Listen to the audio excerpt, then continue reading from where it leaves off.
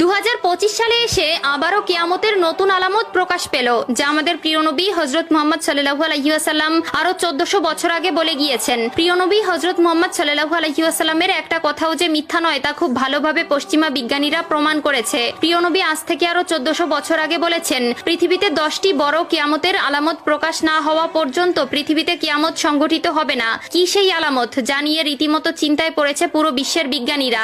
আপনি যদি একজন মুসলিম হয়ে থাকেন তবে ভুলেও ভিডিওটি এড়িয়ে যাবেন না, কারণ আমরা আজকে আপনাদের জানাতে চলেছি প্রকাশিত হওয়া সেই কিয়ামতের আলামত সম্পর্কে। আর আপনি যদি আমাদের প্রিয় নবী হযরত মুহাম্মদ সাল্লাল্লাহু আলাইহি ওয়াসাল্লামকে ভালোবেসে থাকেন তবে অবশ্যই কমেন্ট বক্সে আলহামদুলিল্লাহ কমেন্ট করবেন আর ভিডিওটি শেয়ার করে দিতে ভুলবেন না, কারণ আপনার একটি শেয়ারে আরো অনেক মুসলিম ভাই ও বোনেরা কিয়ামতের এই আলামত সম্পর্কে জানার সুযোগ পাবে। তো চলুন বেশি কথা না বলে শুরু করা যাক আজকের এই ভিডিও। হাদিসে বর্ণিত আছে, কিয়ামত সংঘটিত হওয়ার পূর্বে পুরো পৃথিবী থেকে পবিত্র আল কোরআন উঠিয়ে নেওয়া হবে। প্রিয় দর্শক, কিয়ামতের নিকটবর্তীতার প্রমাণস্বরূপ কিছু আলামত প্রকাশ পাবে। এর মধ্যে কিছু হবে বড় আলামত, আবার কিছু হবে ছোট ছোট আলামত। ইতিমধ্যে পুরো বিশ্বে অসংখ্য কিয়ামতের ছোট আলামত প্রকাশিত হয়েছে।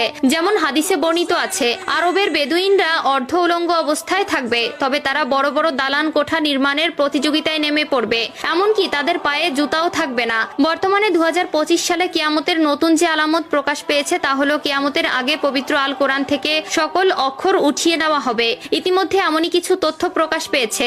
আজ থেকে প্রায় 1400 বছর আগে মহান আল্লাহ তাআলা হযরত মুহাম্মদ সাল্লাল্লাহু আলাইহি ওয়াসাল্লামের উপর কোরআন নাজিল করেন এবং আল্লাহ তাআলা ঘোষণা দেন কিয়ামতের আগ পর্যন্ত তিনি নিজেই তা সংরক্ষণ করবেন। আল্লাহ তাআলা পবিত্র আল কোরআনের মধ্যে বলেছেন, নিশ্চয়ই আমি কোরআন অবতীর্ণ করেছি এবং আমি এর সংরক্ষক। সূরা আল হিজর আয়াত নম্বর 9। কিন্তু এমন এক সময় আসবে যখন মানুষ কোরআন ভুলে যাবে। পৃথিবীতে এমন কেউ থাকবে না যে কোরআন স্মরণ করবে। তখন আল্লাহ তাআলা এই পৃথিবী থেকে কোরআন তুলে নিবেন। এরপর ইসরাফিল আলাইহিস সালাম সিংগায় ফুঁক দিবেন এবং এই মহাবিশ্ব ধ্বংস হয়ে যাবে। রাসূলুল্লাহ সাল্লাল্লাহু আলাইহি ওয়াসাল্লাম বলেছেন, রাতের অন্ধকারে কোরআন মানুষের বুক থেকে উঠিয়ে নেওয়া হবে, এমনকি মুসহাফের একটি আয়াতও পৃথিবীতে অবশিষ্ট থাকবে না। ইবনে মাজাহ হাদিস নম্বর 4050। কিয়ামতের আগে পৃথিবীতে কোনো মুমিন ব্যক্তি থাকবে না। কিয়ামত আসবে পৃথিবীর সবচেয়ে নিকৃষ্ট মানুষদের উপর।